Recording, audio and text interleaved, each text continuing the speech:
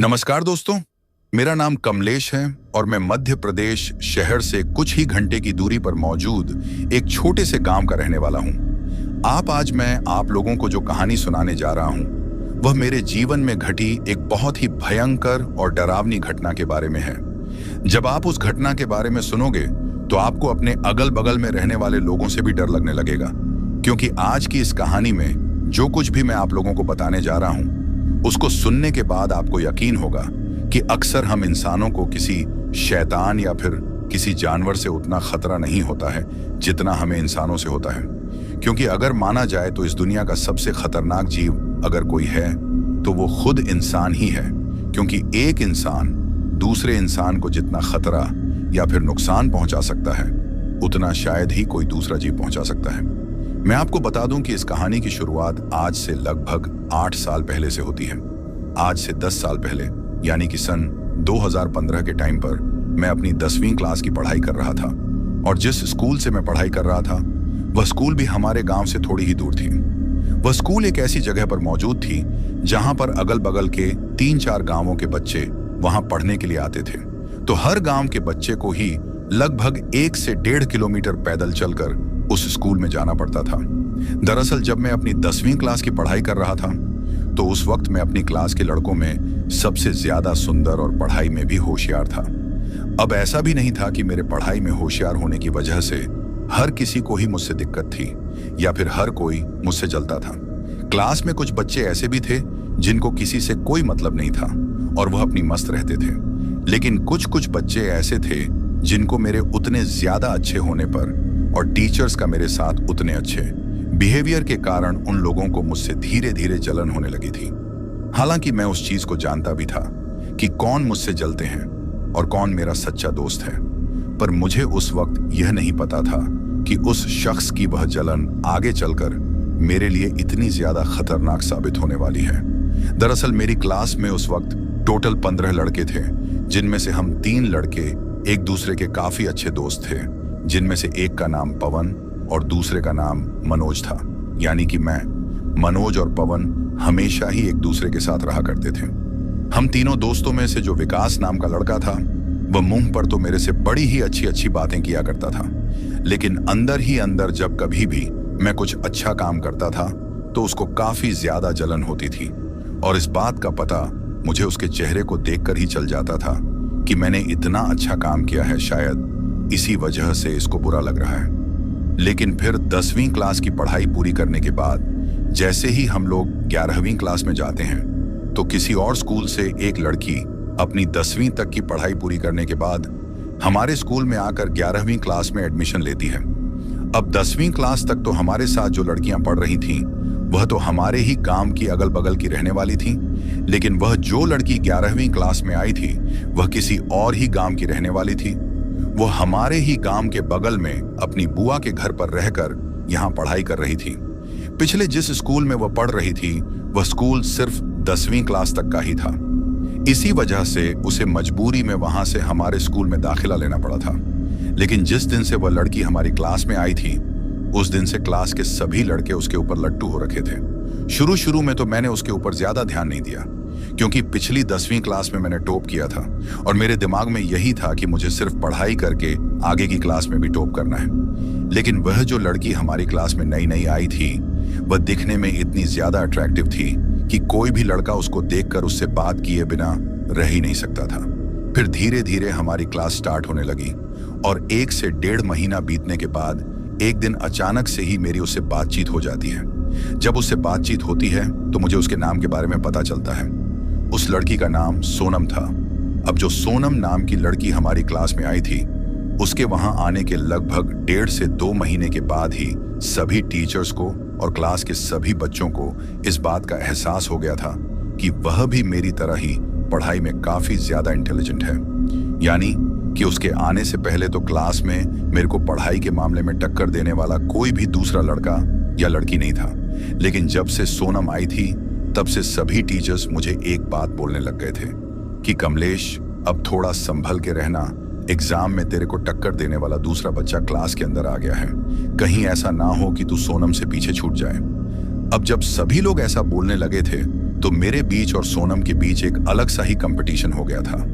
हर छोटे से छोटे टेस्ट में मैं उससे आगे रहने की कोशिश करने लगा था, लेकिन हर बार मैं उससे आगे नहीं रह पाता था। कभी वह मुझसे आगे निकल जाती थी और कभी मैं उससे आगे निकल जाता था। लेकिन इन सब चीजों के साथ साथ धीरे धीरे मेरी और सोनम की बातचीत भी होना शुरू हो गई थी। हम लोग हमेशा ही छुट्टी के बाद या फिर इंटरवल के टाइम पर एक साथ बैठकर पढ़ाई के बारे में डिस्कस किया करते थे। लेकिन जो सोनम थी वह मेरे अलावा क्लास के बाकी के लड़कों से इतनी ज्यादा बातचीत नहीं करती थी। पर जैसे ही उसको थोड़ा बहुत टाइम मिलता था और पढ़ाई में उसको कुछ समझ नहीं आ रहा होता था, तो वह अपनी टेबल से उठकर मेरे पास आकर बैठ जाती थी। और यह चीज देखकर क्लास के बाकी लड़कों को मेरे से बहुत ज्यादा जलन होती थी। पर उस वक्त मैं भी डेमो मारने के चक्कर में उन लड़कों को ज्यादा चिढ़ाने के लिए सोनम से थोड़ा चिपक कर ही रहता था और उससे हंस हंस कर बातें किया करता था। लेकिन उस वक्त मुझे इस बात का जरा भी अंदाजा नहीं था कि क्लास के उन लड़कों में कोई एक लड़का ऐसा भी है जिसकी जलन एक बदले की भावना में बदल सकती है। और वह बदला था उस लड़की के इतना करीब जाने का और हमेशा ही क्लास में टॉप रहने का। लेकिन मैंने तो किसी का कुछ बिगाड़ा भी नहीं था, तो उस वक्त मैं अपने मन में ये बात क्यों सोचता कि मेरे साथ आगे जाकर कुछ गलत हो सकता है। लेकिन आगे चलकर जो कुछ मेरे साथ होने वाला था वह इतना ज्यादा भयानक और डरावना था जिसके बारे में मैंने कभी सपने में भी नहीं सोचा था। लेकिन अब सोनम के साथ हर वक्त ही बातचीत करने की वजह से और घर पर आने के बाद भी जब मैं पढ़ाई करता रहता था, तो बार बार जब मेरे मन में सोनम का ही ख्याल आता रहता था, तो मुझे जल्द ही इस बात का पता चल चुका था कि मैं मन ही मन सोनम को पसंद करने लगा हूं। यानी कि मुझे उस लड़की से प्यार हो गया है। हालांकि मैं यह बात भी जानता था कि इस वक्त मेरा काम सिर्फ पढ़ाई करना है और मेरा यह टाइम मेरी लाइफ का गोल्डन टाइम है। अगर इस टाइम पर ही मैं इस तरह के प्यार प्रेम के चक्कर में पड़ गया तो फिर मैं अपने करियर से हाथ धो बैठूंगा। लेकिन वह कहते हैं ना कि मन तो बिल्कुल बच्चों के जैसा होता है। मन को अगर एक बार कोई चीज भा जाए तो फिर जब तक वह उसको हासिल नहीं कर लेता तब तक उसको चैन नहीं पड़ता है। तो ठीक इसी तरह की ही हालत उस वक्त मेरी भी हो गई थी। लेकिन मेरे अंदर इतनी हिम्मत नहीं थी कि मेरे मन में जो भी बात है वो मैं सोनम को कह सकूं। लेकिन जिसको कहानी चाहिए थी उसको तो मैंने वह बात कही नहीं थी, पर जिन लोगों को नहीं कहनी चाहिए थी मैंने उन लोगों को इस बारे में बता दिया था। यानी कि मेरे जो लंगोटिया यार थे जिनके बारे में मैंने कहानी में आपको पहले बताया कि उन दोनों का नाम मनोज और पवन था। तो जब मैंने उन दोनों को यह बात बताई कि मुझे सोनम अच्छी लगने लगी है और मैं यह चाहता हूं कि मैं उसको प्रपोज कर दूं और अपने दिल की बात बता दूं, पर उस वक्त मुझे इस बात का अंदाजा नहीं था कि मेरे अलावा और सोनम के अलावा किसी तीसरे शख्स को यह बात बताकर मैं अपनी लाइफ की कितनी बड़ी गलती कर रहा हूं। अगर मुझे किसी को बताना चाहिए था तो वह सिर्फ सोनम को ही बताना चाहिए था। फिर चाहे वह मेरी उस चीज को एक्सेप्ट करती या ना करती वह एक अलग विषय था, लेकिन किसी और को बताकर मैंने बहुत बड़ी मुसीबत मोल ले ली थी, क्योंकि वो बात किसी आग को चिंगारी देने के बराबर थी और वह आग जल रही थी मनोज के मन में। लेकिन वह आग मेरी तरह सोनम के प्रति प्यार की नहीं थी, बल्कि वह नफरत की आग थी। क्योंकि जब कभी भी सोनम मेरे पास आकर बैठती थी और वह मुझसे बातें किया करती थी तो मुझको और सोनम को एक जगह पर बैठा हुआ देखकर और हम दोनों को हंस हंस कर बातें करता देखकर मनोज का चेहरा अजीब सा हो जाता था। लेकिन फिर अब इन सब चीजों को चलते हुए काफी ज्यादा टाइम हो गया था और हमारी 11वीं क्लास की पढ़ाई भी पूरी हो गई थी। साथ ही उस साल भी क्लास में टॉप तो मैंने ही किया था और मेरे साथ साथ सोनम क्लास में दूसरे नंबर पर आई थी। लेकिन इस बार सोनम ने मुझसे कह दिया था कि 12वीं क्लास में तो वह मुझको किसी भी हालत में टॉप नहीं करने देगी। अब मेरा और सोनम का इस तरह का हंसी मजाक वाला काम हमेशा चलता रहता था। लेकिन 11वीं क्लास की पढ़ाई पूरी होने के बाद और 12वीं क्लास की पढ़ाई शुरू होने के बीच में जो गर्मियों की छुट्टियों का टाइम बिता था, उसमें एक दिन अचानक से ही मनोज मेरे घर पर आता है और उस दिन के बाद वह धीरे धीरे करके अब लगभग हर रोज ही मेरे घर पर आने लगा था। जब वह शुरू में मेरे घर पर आने लगा तो मुझे लगा कि शायद स्कूल में हमेशा साथ रहते थे, इस वजह से उसका मन नहीं लगता होगा और वह मेरे पास यूं ही थोड़ा टाइम बिताने के लिए आ जाता होगा। हालांकि मैं यह बात जानता था कि मेरे और सोनम के इतने करीब होने की वजह से मनोज को हम लोगों से थोड़ी बहुत जलन होती है, लेकिन वह जलन तो क्लास में लगभग हर लड़के को ही होती थी। तो इस वजह से मैं मनोज को उतना ज्यादा सीरियस नहीं ले रहा था। लेकिन शायद यही मेरी उस वक्त की सबसे बड़ी गलती थी कि मैंने उसको हल्के में ले लिया था। और ना ही उस वक्त मैं यह चीज समझ पाया था कि वह हर रोज ही मेरे घर पर क्यों आ रहा था। लेकिन यहां पर मैं आप लोगों को बता दूं कि वह मेरे घर पर हमेशा ही शाम के वक्त आता था। पूरे दिन में चाहे मैं घर पर कितना ही अकेला रहता, पर वो घर पर नहीं आता था। जैसे ही दिन ढलता और हल्का फुल्का अंधेरा हो जाता तो वह मेरे घर पर आ जाता था और रात को लगभग 9 से 10 बजे तक वहां से जाता था। फिर एक दिन ऐसे ही बातें करते करते जब मैं और मनोज मेरे घर की छत के ऊपर बैठे हुए थे तो मनोज मुझसे कहता है कि मैं जानता हूं कि तू सोनम को काफी ज्यादा पसंद करता है और तू यह चाहता है कि वह तेरे प्यार को एक्सेप्ट कर ले और तुझे अपना ले, लेकिन तेरे मन में यह डर है कि कहीं उसने मना कर दिया तो क्या होगा। अब जब मनोज ने मुझसे यह बात कही तो मुझे लगा कि शायद वह मेरा हमदर्द बन रहा है या फिर एक सच्चा दोस्त होने के नाते मुझे कुछ सलाह दे रहा है। इसी वजह से मैं उससे कहता हूं कि हाँ यार, चाहता तो यही हूं, लेकिन पता नहीं ये चीज कब संभव हो पाएगी। तो मेरे मुंह से इतना सुनते ही विकास और मुझसे कहता है कि तू चाहे तो कल ही यह चीज संभव हो सकती है। अब जैसे ही उसने कल का नाम लिया तो मैं उससे पूछता हूं कि कल ऐसा क्या है और इतनी जल्दी यह चीज कैसे पॉसिबल हो पाएगी।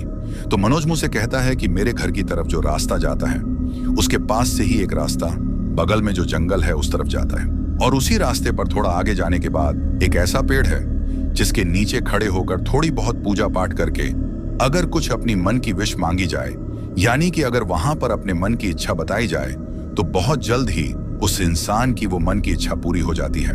लेकिन उस इच्छा को पूरी करने के लिए उस पेड़ के नीचे पूजा पाठ करना रहता है। तो अगर तू उस पेड़ के नीचे जाकर पूजा पाठ कर लेगा और तेरे मन की इच्छा वहां पर बता देगा तो सोनम को पाने की तेरी चाहत जल्द ही पूरी हो जाएगी और वह तेरी गर्लफ्रेंड बन जाएगी।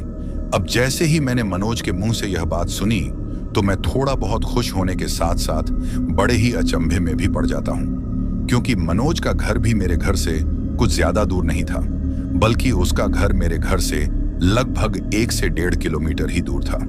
हालांकि वह किसी दूसरे गांव की सीमा में पड़ता था, लेकिन मैंने तो कभी भी अपने गांव के अगल बगल में किसी भी ऐसे पेड़ के बारे में नहीं सुना था जहां पर पूजा पाठ करने के बाद इंसान की हर इच्छा पूरी हो जाती हो। इसीलिए कुछ देर सोचकर मैं मनोज से कहता हूं कि यार, मैंने तो आज तक कभी भी अपने मम्मी पापा से ऐसे किसी भी पेड़ के बारे में नहीं सुना है, और अगर वास्तव में ही ऐसा कोई पेड़ है जिसके नीचे सिर्फ पूजा पाठ करने से ही इंसान की हर इच्छा पूरी हो जाती है, तो फिर हर कोई उस पेड़ के नीचे जाकर पूजा पाठ करने लगेगा और अपने मन की जो भी इच्छा होगी वो उसको वैसे ही पूरा कर लेगा। किसी को कुछ काम करने की या फिर पैसे कमाने की जरूरत ही नहीं पड़ेगी। तो विकास मुझसे कहता है कि उस पेड़ के नीचे हर इंसान की इच्छा पूरी नहीं हो सकती, बल्कि उस पेड़ के नीचे सिर्फ उसी इंसान की इच्छा पूरी हो सकती है जो किसी चीज को बड़ी ही शिद्दत से चाहता है। और मैं ये जानता हूं कि तू सोनम को पूरी शिद्दत से चाहता है, इसीलिए मैंने तेरे को ये बात बताई है। अब जब मनोज ने मुझसे ये बात कही तो मैं उसे कहता हूं कि ठीक है, मैं तुझे इस बारे में सोचकर बताऊंगा। अब मुझसे ये बात कहने के बाद मनोज उस दिन तो मेरे घर से चला जाता है, लेकिन जब हम छत पर बैठे बैठे बातचीत कर रहे थे तो उस वक्त बातें करते करते कब रात के 12 बज गए थे ये मुझे पता ही नहीं चला था। लेकिन जैसे ही उस दिन मनोज के जाने के बाद मैं अपने घर की छत से नीचे आया तो मेरी मम्मी ने मुझसे कहा कि तेरी दोस्ती घर से बाहर ही रखा कर, और अगर दोस्तों को घर पर बुलाए भी तो दिन ढलने से पहले पहले इन लोगों को वापस भेज दिया कर। भला रात के 12 बजे तक तुम लोग क्या बातें करते हो। अब जैसे ही मेरी मम्मी ने मुझसे यह बात कही तो मुझे भी इस बात का एहसास हुआ कि आज लेट तो काफी ज्यादा ही हो गया था। लेकिन तभी मैं मेरे मन में सोचता हूं कि मेरे घर से मनोज के घर की तरफ जो रास्ता जाता है वह तो काफी ज्यादा सुनसान है, और जैसा कि अभी मनोज ने बताया है उस हिसाब से जब अपन उसके घर की तरफ जाते हैं तो थोड़ा जंगल वाला इलाका भी बीच में पड़ता है। तो रात के इस वक्त मनोज जब उस सुनसान रास्ते से अपने घर की तरफ जाएगा तो क्या उसे डर नहीं लगेगा। अब मेरे मन में यही बात चल रही थी, लेकिन फिर मैं उस बात को नजरअंदाज करता हूं और खाना खाकर सोने चले जाता हूं, क्योंकि मैं आज तक कभी भी मनोज के घर पर नहीं गया था, बल्कि 1-2 बार उधर से गुजरते हुए विकास ने मुझे बताया था कि उस जंगल वाले इलाके में थोड़ा सा आगे की तरफ जाने पर ही उनका घर बना हुआ है। लेकिन उस रात सोते सोते भी मेरे दिमाग में यही बात चल रही थी कि भला मनोज का जो घर है वह उस जंगल वाले इलाके में क्यों बना हुआ है। वह लोग हमारी तरह गांव के बीच में आकर क्यों नहीं रहते हैं। उसकी फैमिली में तो उसके अलावा और उसकी माँ के अलावा कोई दूसरा शख्स भी नहीं है। तो अगर ऐसे में रात के वक्त उसकी माँ को कुछ दिक्कत हो गई या फिर उन्हें कुछ हो गया, तो वहां पर तो उसकी मदद करने वाला भी कोई नहीं है। ऐसी बातें सोचते हुए उस रात में सोचता हूं कि मैं इस बारे में मनोज से अब दोबारा से जब भी मिलूंगा तो बात करूंगा कि उन लोगों को उस घर को छोड़कर गांव की तरफ आकर रह लेना चाहिए, क्योंकि गांव में भी तो उनका पुराना घर था जो कि बंद ही पड़ा हुआ था और उसमें कोई नहीं रहता था। तो ऐसे में मनोज और उसकी माँ अपने उस पुराने घर की साफ सफाई करके उसमें बड़े ही आराम से रह सकते थे।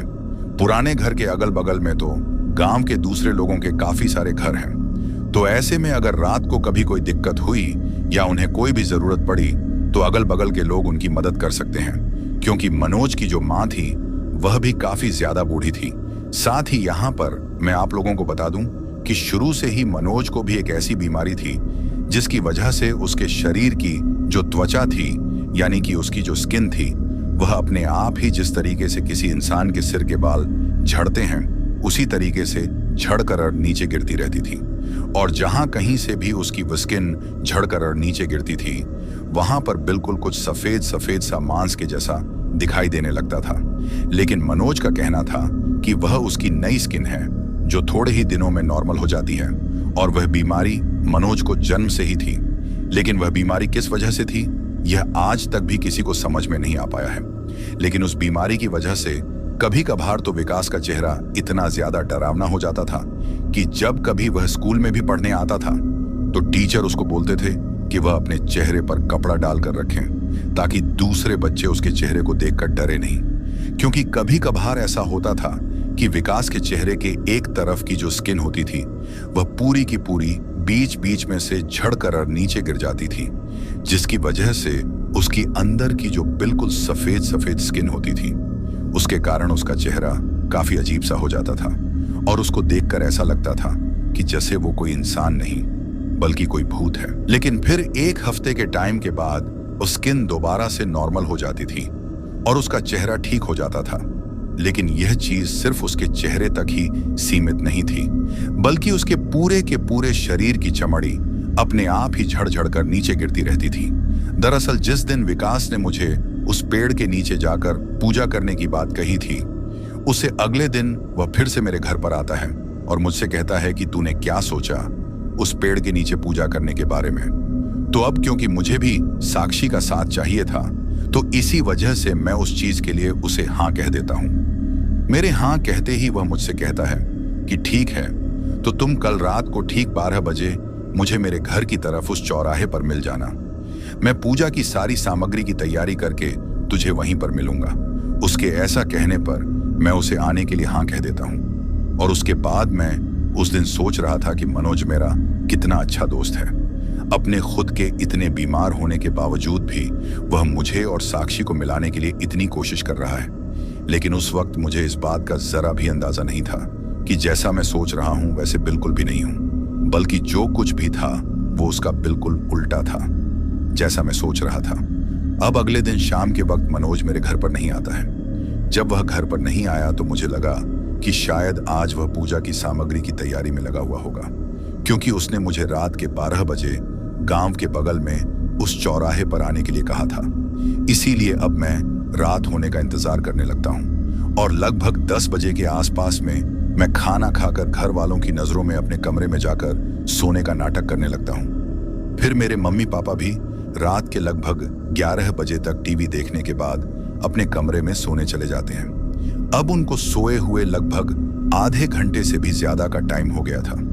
पूरे घर में हर तरफ सन्नाटा पसरा हुआ था और बाहर की तरफ से भी सिर्फ झिंगुर की आवाजें ही आ रही थी।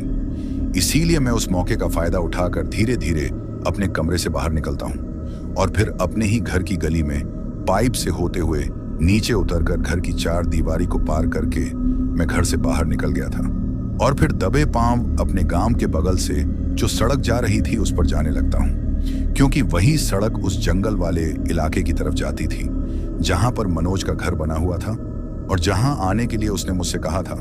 फिर कुछ दूर आगे चलने के बाद गांव वाला इलाका पूरी तरीके से पीछे छूट गया था। अब मैं अपने घर से और अपने गांव से लगभग 1 किलोमीटर दूर आ चुका था। अब जैसे जैसे मैं आगे बढ़ता जा रहा था वैसे वैसे ही आसपास का इलाका काफी ज्यादा सुनसान और वीरान आता जा रहा था, जिसकी वजह से रात के वक्त उस जगह पर चलते चलते मुझे डर भी लगने लगा था, क्योंकि उस रात से पहले मैं कभी भी उस टाइम पर वहां नहीं गया था। हालांकि दिन में कभी कभार उस तरफ जाना हो जाता था, लेकिन दिन में वह जगह जितनी हरी भरी लगती थी, अब रात के वक्त वह उतनी ही ज्यादा डरावनी लग रही थी। लेकिन तभी जैसे ही मैं उस चौराहे के पास में पहुंचा तो मुझे एक शख्स काली कंबल ओढ़कर वहां पर खड़ा हुआ दिखाई देता है। एक पल के लिए तो उसको देखकर मैं डर ही गया था, लेकिन तभी वह अपने सिर के ऊपर से उस कंबल को हटाता है, और जैसे ही वह अपने सिर के ऊपर से उस कंबल को हटाता है और मुझे उसका चेहरा दिखाई देता है, तो मुझे पता चलता है कि वह तो मेरा दोस्त मनोज ही है। फिर वह मुझे अपनी तरफ आने का इशारा करता है, जिसके बाद मैं धीरे धीरे चलते हुए उसकी तरफ जाने लगता हूँ। लेकिन इससे पहले कि मैं उसके पास पहुंच पाता, वह उस चौराहे से जो सड़क जंगल की तरफ जा रही थी, उस सड़क पर चलने लगता है। उसको उस तरफ जाता हुआ देखकर मैं भी उसके पीछे पीछे जाने लगा था, लेकिन चलते हुए मैं धीरे धीरे उसे बार बार आवाज लगा रहा था। मैं उसे आवाज लगाकर कह रहा था कि अरे मनोज, जितनी भी क्या जल्दी है, मुझे तो साथ ले चल। लेकिन वह काफी तेज कदमों के साथ चलते हुए मुझसे थोड़ा आगे चलने की ही कोशिश कर रहा था। लेकिन तभी उस चौराहे से लगभग 10 मिनट तक पैदल चलने के बाद और 1 किलोमीटर की दूरी तय करने के बाद अब मैं उस जंगल वाले इलाके में अंदर तक पहुंच चुका था। लेकिन तभी एक बड़े से पेड़ के नीचे जाकर मनोज रुक जाता है। फिर जैसे ही मैं उसके पास गया तो वह अपने मुंह से बिना कुछ बोले ही मुझे उस पेड़ की तरफ अपने हाथ की उंगली से इशारा करके जाने के लिए कहता है। जब मैंने उस पेड़ की तरफ देखा तो वहां पर एक आसन बिछा हुआ था, साथ ही वहां हर वह सामग्री रखी हुई थी जिसकी मुझे पूजा में जरूरत पड़ने वाली थी। अब जैसे ही मनोज ने मुझे उस तरफ जाने का इशारा किया तो मैं उस पेड़ के पास जाता हूं। लेकिन जब मैं उस पेड़ के पास गया और मैंने वहां नीचे रखी हुई उस पूजा की सामग्री को देखा, तो उस सामग्री को देखकर मुझे यह समझ में नहीं आया कि भला किसी पूजा में इस तरह की सामग्री की क्या जरूरत पड़ती है। आज से पहले तो मैंने किसी को भी किसी भी पूजा में वैसी चीज काम में लेते हुए नहीं देखा था, क्योंकि उस वक्त वहां पर जिन चीजों का आप और आपके परिवार वाले घर में पूजा करते यूज करते हो, वैसी कोई भी चीज नहीं रखी हुई थी, बल्कि वहां पर एक बड़ी सी शराब की बोतल और उसके साथ में एक कटा हुआ मुर्गा रखा हुआ था, जिसका खून अभी भी उस कटोरे में इकट्ठा हो रखा था, जिसके अंदर विकास ने उस कटे हुए मुर्गे को रख रखा था। इसके साथ ही वहां पर कुछ अगरबत्ती जल रही थी। अब इन सब चीजों तक तो सब कुछ ठीक था, लेकिन उनके साथ साथ ही मुझे वहां पर एक काले कपड़े से बनी हुई गुड़िया भी दिखाई देती है, जिसके ऊपर काफी सारी सुई चुभी हुई थी। उन सब चीजों को देखकर मैं काफी ज्यादा चौंक जाता हूँ और बड़े ही अचंभे वाली नजरों से पीछे की तरफ पलटकर मनोज की ओर देखने लगता हूँ। लेकिन तभी वह मुझे आंखों से इशारा करके वहां पर बैठने के लिए कहता है। लेकिन क्योंकि मुझे भी साक्षी को हासिल करना था और अपने मम्मी पापा के उठने से पहले ये सब चीजें करके वापस अपने घर पर भी जाना था, इसीलिए मैं टाइम को बिल्कुल भी वेस्ट किए बिना चुपचाप उस जगह पर जाकर बैठ जाता हूँ। जब मैं वहां पर बैठता हूँ तो मुझे अपने सामने वहां एक किताब रखी हुई दिखाई देती है, जो कि बहुत छोटी थी। उसमें सिर्फ 20 ही पन्ने थे। उस किताब को देखकर मुझे लगा कि शायद वह कोई हनुमान चालीसा या फिर किसी देवता की आरती की कोई किताब है। लेकिन जब मैंने उसको उठाकर देखा तो उसमें कोई आरती नहीं लिखी हुई थी, बल्कि उसमें वह सब कुछ लिखा हुआ था जो मुझे वहां पर करना था। हर एक पन्ने पर एक चित्र के साथ में शुरुआत से लेकर अंत तक जो जो चीजें मुझे करनी थी वो सारी उसमें लिखी हुई थी। उस किताब को देखकर मुझे समझ में ही नहीं आ रहा था कि आखिर वह किस चीज की किताब है। इसीलिए मैं फिर से पलटकर पीछे मनोज की तरफ देखता हूँ, लेकिन अब विकास और वहां से गायब हो चुका था। वह मुझे अपने अगल बगल में कहीं पर भी दिखाई नहीं दे रहा था।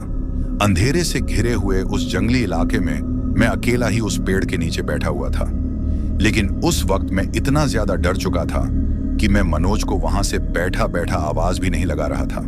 पर अब क्योंकि मेरे मन में बार बार साक्षी का ख्याल आ रहा था, इसी वजह से मैं वह सब चीजें करके वहां से जितना जल्दी हो सके उतना जल्दी निकलने की सोचता हूँ। इसीलिए जैसा जैसा उस किताब में लिखा हुआ था मैं वहां पर बिल्कुल वैसा वैसा ही करता हूँ। अब किताब के 19 पन्नों तक तो जैसा लिखा हुआ था मैं बिल्कुल वैसा ही कर देता हूँ। लेकिन 19वें पन्ने को पलटने के बाद जैसे ही सबसे आखिरी वाला यानी कि 20वें पन्ने को मैं देखता हूँ, और उसमें जो कुछ लिखा हुआ था उसको पढ़ता हूं तो मेरा मन वह चीज करने के लिए बिल्कुल भी नहीं मानता है, क्योंकि उस बव पन्ने में लिखा हुआ था कि मुझे अपनी आंखों के सामने वहां पर जो कटा हुआ मांस का चिथड़ा रखा हुआ है, यानी कि वहां पर उस कटे हुए मुर्गे की बात हो रही थी, तो उसमें लिखे अनुसार मुझे उस पूरे के पूरे मुर्गे को खाना था। और उसके साथ में वहां पर वह जो शराब की बोतल रखी हुई थी, मुझे उसमें से आधी बोतल शराब तो खुद पीनी था और बची हुई आधी शराब को उस पड़ी की जो जड़ थी उनमें डाल देना था। अब शराब की बोतल को तो मैं पी सकता था, लेकिन मैंने कभी भी चिकन नहीं खाया था। इसी वजह से मुझे थोड़ा सा अजीब लग रहा था, क्योंकि वह जो चिकन था वह वहां पर साफ किया हुआ नहीं था, बल्कि वह पूरा का पूरा खून से सना हुआ था। और उसका जो खून था वह वही उस कटोरे में ही इकट्ठा हो रखा था। पर उस किताब में यह भी लिखा हुआ था कि चिकन के साथ साथ मुझे वो जो खून है उसको भी पीना है। अब उस वक्त मैं साक्षी के प्यार में इतना ज्यादा अंधा था कि मैं वह सारी चीजें कर देता हूं जो उसमें लिखी हुई थी। पर अब जैसे ही वह सब कुछ करने के बाद मैं उठता हूं और आधी बोतल शराब खुद पीने के बाद आधी बोतल उस पेड़ की जड़ों में डाल देता हूं, तो मुझे उसी वक्त कहीं से किसी की अजीब तरीके से हंसने की आवाज सुनाई देती है। वह आवाज कुछ ऐसी थी कि जैसे कोई मुझको कहीं से छुपकर वो सब कुछ करते हुए देखकर खुशी के मारे हंस रहा हूं। पर उस आवाज को सुनकर मैं इतना तो समझ गया था कि वह आवाज किसी औरत की थी, और वो जो औरत हंस रही थी वो कोई जवान औरत नहीं थी, बल्कि वह एक बूढ़ी औरत थी, क्योंकि उस हंसने की आवाज से मुझे साफ साफ पता चल रहा था कि यह आवाज किसी जवान शख्स की नहीं बल्कि एक बूढ़े इंसान की है। क्योंकि शुरू से ही मेरा उन चीजों को समझने का जो सेंस था वह काफी ज्यादा एक्टिव था। इसी वजह से मुझे उस वक्त इस बात का एहसास हो गया था कि जो कोई भी हंस रहा है वो एक अधेड़ उम्र का इंसान है। लेकिन अब उस शराब को पीने के बाद जैसे ही मैं अपने गांव की तरफ आधे रास्ते में लौटा, तो धीरे धीरे मुझे उस शराब का नशा छाने लगा था, जिसकी वजह से घर पहुंचने से पहले एक दो बार तो मैं रास्ते में ही चलते चलते गिर गया था। लेकिन फिर किसी तरीके से छुपते छुपाते मैं अपने घर वालों के उठने से पहले ही घर पर आकर अपने बिस्तर पर सो गया था। लेकिन बिस्तर पर गिरते ही उस दिन मुझे ऐसी नींद आई कि उस नींद की वजह से मुझे यह पता ही नहीं रहा कि मुझे सुबह उठना भी है। लेकिन फिर मुझे ऐसा एहसास हुआ कि जैसे कोई बार बार मेरे को हिला रहा है और मेरे गालों पर अपने हाथों को सहला रहा है। इसके साथ ही मुझे मेरे कानों में किसी की हल्की हल्की आवाज भी सुनाई दे रही थी, और वह आवाज भी किसी औरत की ही थी। लेकिन वह औरत और कोई नहीं बल्कि मेरी मम्मी ही थी। और इसके बारे में मुझे तब पता चला जब मुझे थोड़ा बहुत होश आया और मैंने अपनी आंखों को हल्का हल्का खोलकर देखा, तो मुझे दिखाई दिया कि मेरे मम्मी पापा मेरे बगल में ही खड़े हुए हैं और मेरी मम्मी मुझे बार बार उठाने के लिए मेरे चेहरे को सहला रही हैं और मेरे शरीर को जोर जोर से हिला रही हैं। लेकिन जैसे ही मेरे पापा ने देखा कि मेरी आंखें हल्की हल्की खुल रही हैं, तो वह मेरे चेहरे पर थोड़ा सा पानी डालते हैं, जिसकी वजह से मुझे होश आ जाता है। होश में आते ही जब मैं अपने कमरे में लगी हुई दीवार घड़ी की तरफ देखता हूं, तो उसमें मुझे 2 बजे का टाइम दिखाई दे रहा था। उस टाइम को देखकर मैं मेरे मम्मी पापा से कहता हूं कि अरे मम्मी, आपने मुझे इतना जल्दी ही क्यों जगा दिया? अभी तो रात के सिर्फ 2 ही बज रहे हैं, सुबह होने में तो अभी काफी टाइम है, मुझे सोने दो। लेकिन तभी मेरे पापा मुझसे कहते हैं कि अरे नालायक, ये रात के 2 नहीं बल्कि दिन के 2 बजे रहे हैं और तू सुबह से ऐसे ही तेरे कमरे में पड़ा हुआ है। वह तो अच्छा हुआ कि तूने तेरे कमरे को अंदर से लॉक नहीं कर रखा था, वरना हम तो पता नहीं अब तक क्या क्या सोच लेते। अब जैसे ही मेरे पापा के मुंह से मैंने ये बात सुनी कि इस वक्त दिन के 2 बज रहे हैं, तो यह सुनकर मेरी हालत खराब हो जाती है। फिर मैं किसी तरीके से खुद को संभालते हुए उठता हूं और नहाने के लिए चला जाता हूं। लेकिन जैसे ही मैं नहा कर वापस आया, तो मेरी मम्मी मुझसे पूछती है कि तू कल रात को अपने दोस्तों के साथ कहीं पार्टी करने गया था? तो मैं मेरी मम्मी से कहता हूं कि नहीं मम्मी, मैं तो घर पर ही सो रहा था। तो मेरी मम्मी मुझसे कहती है कि झूठ मत बोल, जब मैं तेरे को उठा रही थी तो मुझे तेरे अंदर से शराब की बदबू आ रही थी। तू इतनी सी उम्र में ही शराब पीने लग गया, दूसरे के बच्चों के बारे में। जब मैं सुनती थी कि उसका लड़का ऐसा नशा करता है, उसका लड़का वैसा नशा करता है, तो मैं सोचती थी कि मेरा बेटा सबसे अच्छा है, वह कुछ भी नशा नहीं करता। लेकिन तू तो सबसे बेकार निकला, इतनी सी उम्र में ही शराब पीने लग गया। आखिर तेरे को यह शराब वगैरह पीना कौन सिखा रहा है? अब उस दिन तो मैं माहौल को किसी तरीके से शांत कर देता हूँ, लेकिन जब से मैं उस पेड़ के नीचे जाकर पूजा करके आया था, उस दिन के बाद से मनोज कभी भी शाम के वक्त मेरे घर पर नहीं आया। यानी कि जब तक मैंने उस पेड़ के नीचे पूजा नहीं की थी, तब तक तो वह पिछले 20 से 25 दिनों से लगातार मेरे घर पर आकर मेरे से बातें कर रहा था। लेकिन वह चीज होने के लगभग 1 हफ्ते बाद तक भी मनोज एक बार भी मेरे घर पर नहीं आया था। लेकिन जैसे ही उन सब चीजों को हुए 1 हफ्ता गुजरा, तो अब धीरे धीरे मेरे शरीर में एक अजीब सा बदलाव होने लगा था। यानी कि हर वक्त ही रात को सोते टाइम मुझे ऐसा लगता था कि जैसे मेरे सोने के बाद कोई आता है और वह मेरे शरीर को यूज करके चला जाता है। क्योंकि जब कभी भी मैं सुबह उठता था तो मुझे काफी ज्यादा थकान महसूस होती थी, और मेरे जो कपड़े होते थे वह भी वैसे नहीं रहते थे जैसा मैं उनको रात के वक्त पहनकर सोता था। यानी कि मुझे उन कपड़ों को देखकर ऐसा लगता था कि जैसे सोने के बाद किसी ने मेरे कपड़ों के साथ छेड़छाड़ की है। लेकिन उन दिनों पता नहीं मुझे इतनी भयानक नींद क्यों आती थी कि एक बार सोने के बाद मुझे यह पता ही नहीं चलता था कि नींद में मेरे साथ क्या हो रहा है। अब धीरे धीरे मेरा शरीर सुख लगा था, और मेरे शरीर की जो चमड़ी थी वह मेरे शरीर की हड्डियों से चिपकने लगी थी। ऐसा लगने लगा था कि जैसे मेरे शरीर की चमड़ी और हड्डियों के बीच का जो मांस है उसको तो किसी ने पूरी तरीके से साफ ही कर दिया है। अब धीरे धीरे मेरा शरीर एक कंकाल वाले ढांचे में बदलने लगा था। जब शुरू में मेरे शरीर में यह बदलाव होने लगा तो मेरे मम्मी पापा ने मुझे मध्य प्रदेश शहर के हर बड़े से बड़े डॉक्टर को दिखाया, लेकिन डॉक्टर की दवाई का मेरे शरीर पर कोई भी असर नहीं हो रहा था। फिर बाद में किसी ने मेरे मम्मी पापा से कहा कि तुम्हारे बेटे को डॉक्टर वाली बीमारी नहीं है, बल्कि इसको दूसरी ही बीमारी है। तो अब मेरे मम्मी पापा को जल्द ही यह समझ में आ गया था कि मेरे ऊपर किसी ऊपरी बाधा का साया है। इसीलिए वह मुझे गांव में जितने भी झाड़ फूंक करने वाले थे उन सभी के पास लेकर जाते हैं, लेकिन किसी के भी झाड़ फूंक का मेरे ऊपर कोई असर नहीं होता है। पर अब वक्त इतना गुजर चुका था कि गर्मियों की छुट्टियां खत्म हो गई थीं और 12वीं क्लास की पढ़ाई शुरू हो चुकी थी। लेकिन जब स्कूल की पढ़ाई शुरू होने के बाद भी मैं 15 से 20 दिन तक स्कूल नहीं गया, तो स्कूल वाले मेरे घर वालों से बात करके ये पूछते हैं कि आखिर मैं घर पर ही क्यों रह रहा हूँ, स्कूल क्यों नहीं आ रहा। तो मेरे पापा उन लोगों को सारी बात बता देते हैं, और जैसे ही ये बात स्कूल वालों को पता चलती है तो किसी तरीके से टीचर्स के जरिए क्लास में यह बात फैल जाती है कि कमलेश को तो कोई बहुत ही भयानक बीमारी हो गई है और शायद वह थोड़े ही दिनों में मरने वाला है। पर अब जैसे ही यह बात सोनम तक पहुंची तो वह काफी ज्यादा परेशान हो जाती है, और एक दिन वह मुझसे मिलने के लिए अपनी एक सहेली को लेकर मेरे घर पर पहुंच जाती है।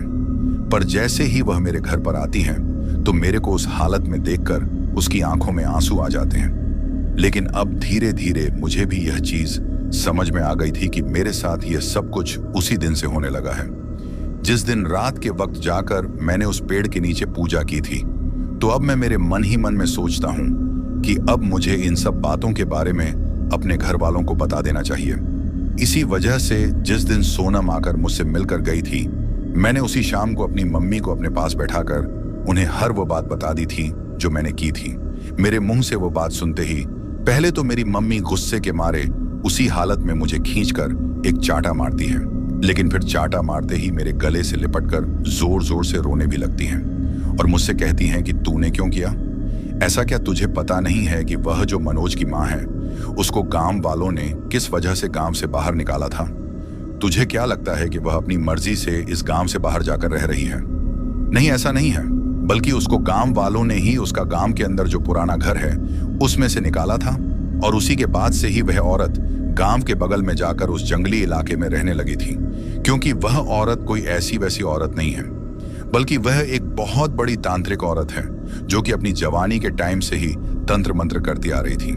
जब उसकी शादी को काफी टाइम हो गया था और उसके कोई भी बच्चा नहीं हो रहा था, तो उसने गांव की ही एक औरत का बच्चा चुरा लिया था और उस बच्चे की उसने बलि चढ़ा दी थी। लेकिन जैसे ही गांव वालों को यह बात पता चली कि उस बच्चे को कमला उठाकर ले गई है, तो वह उस बच्चे को बचाने के लिए उसके घर की तरफ दौड़कर आते हैं। लेकिन इससे पहले कि गांव वाले वहां पहुंच पाते, कमला ने उस छोटे से बच्चियों के सिर को उसके धड़ से अलग कर दिया था और उसके खून की बलि छुड़ा दी थी। लेकिन जैसे ही गांव वालों को यह बात पता चली कि उस बच्चे को कमल उठाकर ले गई हैं, तो वह उस बच्चे को बचाने के लिए उसके घर की तरफ दौड़ कर आते हैं। लेकिन इससे पहले कि गांव वाले वहां पहुंच पाते, कमल ने उस छोटे से बच्चियों के सिर को उसके धड़ से अलग कर दिया था और उसके खून की बलि चढ़ा दी थी, क्योंकि कमल का ऐसा मानना था कि काले जादू के द्वारा किसी बच्चे की बलि चढ़ाने पर उसको बच्चा हो जाएगा। पर जैसे ही उस बच्चे की मां ने अपने ही बच्चों को अपनी ही आंखों के सामने उस तरीके से कटा हुआ देखा और अपने बच्चे के सिर को और धड़ को अलग अलग देखा, तो उसकी मां वहां पर जोर जोर से रोते हुए पूरे गांव वालों के सामने कमल को श्राप देती है कि भले ही मेरे बेटे की बलि देने के बाद तुझे संतान की प्राप्ति हो जाए, लेकिन संतान की प्राप्ति होने के बाद भी तू कभी सुखी नहीं रह पाएगी, और जो तेरी संतान होगी उसको भी एक ऐसी बीमारी होगी जो कि एक लाइलाज बीमारी होगी जिसका कोई इलाज नहीं होगा, और तुझे एक टाइम के बाद उस बीमारी के कारण अपनी ही औलाद से नफरत हो जाएगी, क्योंकि जब उसकी उस बीमारी का तुझे कोई इलाज नहीं मिल पाएगा तो खुद ही तेरी औलाद से परेशान हो जाएगी और तेरी यह औलाद की चाहत तेरे मन से मर जाएगी। ऐसा श्राप देकर उस बच्चे की मां ने वहीं पर अपना दम तोड़ दिया था। लेकिन फिर इतना भयानक कृत्य कर देने के बाद गांव वाले कमल को एक पल के लिए भी गांव में नहीं रहने देना चाहते थे। इसी वजह से गांव के मुखिया ने और बाकी के लोगों ने मिलकर उसको गांव से बाहर निकाल दिया था। लेकिन गांव से बाहर निकालने की लगभग 1 साल के बाद ही गांव वालों को पता चलता है कि कमल ने एक बच्चे को जन्म दिया है। लेकिन यह खबर सुनने के बाद भी गांव का कोई भी शख्स उससे मिलने नहीं गया था। इसके साथ ही ताज्जुब की बात यह थी कि जब से कमल का वह बेटा हुआ था जिसका नाम मनोज है, तब से ही उसका पति गायब है। उसके बेटे के होने के बाद से किसी ने भी उसके पति को नहीं देखा है, क्योंकि उसका जो पति था वो दिमागी रूप से थोड़ा पागल था। वो हर वक्त बस गुमसुम रहता था और चुपचाप एक कोने में बैठा रहता था। कमल उसको जो भी खाना देती थी वह खाकर सो जाता था, पर उसका पति हमेशा से ही ऐसा नहीं था, बल्कि कमल से शादी होने के बाद ही वह उस तरीके से पागल हो गया था। गांव वालों का तो यह कहना है कि कमल ने अपने काले जादू का सबसे पहले अपने ही पति के ऊपर इस्तेमाल किया था, जिसकी वजह से वह पागल हो गया। या फिर यह भी हो सकता है कि कमल ने खुद जानबूझकर उसको पागल कर दिया हो, क्योंकि वह यह नहीं चाहती थी कि उसके तंत्र मंत्र और काले जादू के बीच में उसका पति कोई अड़चन बने। वह सिर्फ उसको एक वस्तु के रूप में इस्तेमाल करती थी। जब कभी भी उसको अपनी जिस्मानी जरूरतें पूरी करनी होती थी तो सिर्फ उसी चीज के लिए वह अपने पति को काम में लेती थी। ऐसा लगता था कि जैसे उसने अपने पति को पूरी तरीके से काबू में कर रखा है। लेकिन मुझे पक्का यकीन है कि कमल के बेटे ने तुझसे जो कुछ भी करवाया है वह तेरी मन की इच्छा को पूरी करने के लिए नहीं, बल्कि अपनी उस बीमारी को खुद से दूर करने के लिए करवाया होगा। क्योंकि जब से उसका वह बेटा पैदा हुआ है, तब से वह काले जादू के जरिए ही अपने बेटे की उस बीमारी को उससे दूर करने की कोशिश कर रही है। और इसके लिए उसने बीच बीच में गांव में भी कई बार रात के वक्त आकर बहुत से लोगों के घरों के बाहर कुछ करने की कोशिश की थी, लेकिन हर बार उसकी वह कोशिश नाकामयाब हो गई थी। अब मुझसे यह बात कहते कहते मेरी मम्मी बड़े ही जोर जोर से रोने लगी थी, क्योंकि उनको यह पता चल चुका था कि मेरे साथ क्या हुआ है। लेकिन अब मेरी मम्मी के मुंह से मनोज की और उसकी मां की सच्चाई पता चलने के बाद तो मेरी भी हालत खराब हो गई थी। लेकिन फिर कुछ ही दिनों बाद देखते ही देखते मेरे शरीर की चमड़ी भी बिल्कुल उसी तरीके से झड़ने लगी थी जिस तरीके से मनोज की चमड़ी झड़ी थी। पर तभी एक दिन मेरे पापा मुझे और मेरी मम्मी को घर पर आकर ये बताते हैं कि आज वो मेरी स्कूल के टीचर से मिलने के लिए स्कूल गए थे, क्योंकि स्कूल लोग का कहना था कि अगर आपका बेटा बीमार है और वह स्कूल नहीं आ सकता तो आपको एक बार स्कूल आना पड़ेगा। इसीलिए जब मेरे पापा स्कूल के टीचर से स्कूल में मिलने गए तो उनको वहां पर मनोज दिखाई दिया था, और जब उन्होंने मनोज को देखा तो उन्हें दिखाई दिया कि अब उसके शरीर से कहीं से भी कोई भी चमड़ी का हिस्सा नहीं झड़ रहा है। जब उन्होंने इस बारे में स्कूल के टीचर से पूछा तो टीचर्स ने खुश होते हुए बताया कि हम लोग तो काफी खुश हैं कि इस बच्चे की यह बीमारी दूर हो गई है। अब उस वक्त मेरे पापा ने उन टीचर्स को तो कुछ नहीं कहा, लेकिन वह यह बात समझ चुके थे कि मनोज की वो बीमारी किस वजह से उसके शरीर से दूर हो गई थी। लेकिन अब शायद चीजें हद से ज्यादा ऊपर जा चुकी थी, यानी कि जो कुछ भी होना था वो एक लिमिट क्रॉस करके हो गया था, और धीरे धीरे मुझे अब सांस लेने में भी दिक्कत होने लगी थी। जब मैं सांस लेता था तो मेरे गले से एक अजीब सी घर घर की आवाज आती थी।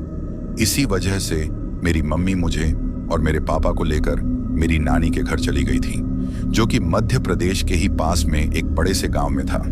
जब मैं अपने ननिहाल गया तो मेरे ननिहाल वालों ने जब मेरी ये हालत देखी तो उन लोगों के भी होश उड़ गए थे, क्योंकि उस वक्त तक मेरे सिर के पूरे बाल झड़ चुके थे, जिसकी वजह से मेरा सिर बिल्कुल गंजा हो गया था। और सिर के साथ साथ बाकी शरीर पर जहां कहीं भी इंसान के बाल आते हैं वहां से भी मेरे बाल पूरी तरीके से झड़ चुके थे। पर मेरी जो चमड़ी थी वह पूरी तरीके से झड़ कर सफेद पड़ चुकी थी। आंखें ऊपर की तरफ चढ़ गई थीं और होंठ पूरी तरीके से सूख कर फट चुके थे बिना कपड़ों के। तो अगर कोई मुझे देखता था तो उसको मेरे शरीर में सिर्फ हड्डियों के कंकाल के अलावा कुछ भी दिखाई नहीं देता था, जिस कंकाल के ऊपर सिर्फ एक सफेद चमड़ी की खोल छड़ी हुई थी। लेकिन फिर मेरे नाना नानी ने एक बड़े से तांत्रिक से संपर्क किया और उस तांत्रिक ने उस दिन से मेरे लिए धीरे धीरे करके तंत्र क्रियाएं करनी शुरू कर दी थी। लेकिन उस तांत्रिक का यह कहना था कि मेरे ऊपर जो कोई भी काला जादू किया गया है उसको दूर करने का सिर्फ एक ही रास्ता है, और रास्ता यह था कि जैसा मनोज ने मेरे साथ किया था हमें भी बिल्कुल वैसा ही किसी और बच्चे के साथ करना होगा, तभी जाकर मेरी यह बीमारी मेरे शरीर से दूर हो पाएगी। लेकिन मैं यह नहीं चाहता था कि जिस दर्द और तकलीफ से मैं गुजर रहा हूं उससे कोई दूसरा बच्चा मेरी वजह से गुजरे। इसी वजह से मैं मेरे घर के सभी लोगों को इस चीज को करने के लिए मना कर देता हूं। जब मैं यह चीज करने के लिए मना करता हूं तो फिर वह तांत्रिक तो अपने हाथ ऊपर कर देता है और मेरा इलाज करने के लिए मना कर देता है, क्योंकि उसके अनुसार उसके पास उस उपाय के अलावा मेरे को ठीक करने का कोई दूसरा रास्ता नहीं था। लेकिन उसने सिर्फ मेरे लिए इतना कहा कि मैं इतना कर सकता हूं कि इस बीमारी की वजह से कभी भी इसकी मौत नहीं होगी। लेकिन अभी जिस वक्त इसका शरीर जिस हालत में है यह हमेशा ऐसा ही रहेगा। मैं सिर्फ अपनी तंत्र विद्या के द्वारा इसके शरीर को और ज्यादा बिगड़ने से या फिर खराब होने से रोक सकता हूं। तो उस दिन से लेकर आज तक मेरा शरीर बिल्कुल वैसा का वैसा ही है। आज भी मैं किसी लकवा के मरीज की तरह बस हमेशा बिस्तर पर पड़ा रहता हूं और साक्षी की चाहत में मैंने जो गलत काम किए हैं मैं उनके ऊपर पछताते रहता हूं। अब तो धीरे धीरे मुझे ऐसा भी लगने लगा है कि जैसे मैं मेरे माँ बाप के लिए भी बोझ बन चुका हूं। फिर इस चीज को महसूस करके मेरी मम्मी ने जैसा मुझे बताया था कि उस औरत ने मनोज की मां को यह श्राप दिया था कि वह अपनी ही औलाद से उस बीमारी की वजह से परेशान होकर नफरत करने लग जाएगी, तो शायद उस औरत का वह श्राप मनोज से और उसकी मां से हटकर अब मेरे ऊपर और मेरे परिवार के ऊपर आ गया है। क्योंकि धीरे धीरे अब मुझे ऐसा लगने लगा है कि इससे अच्छा तो मैं उसी वक्त मर जाता तो सही रहता, क्योंकि ना ही तो मैं साक्षी को हासिल कर पाया और ना ही मैं अपनी पढ़ाई के जरिए जो कुछ अपनी लाइफ में हासिल करना चाहता था वह सब कुछ हासिल कर पाया। आज भी जब मैं अपने आप को आईने में देखता हूं तो खुद की ही शक्ल देखकर मुझे खुद से ही डर लगने लगता है।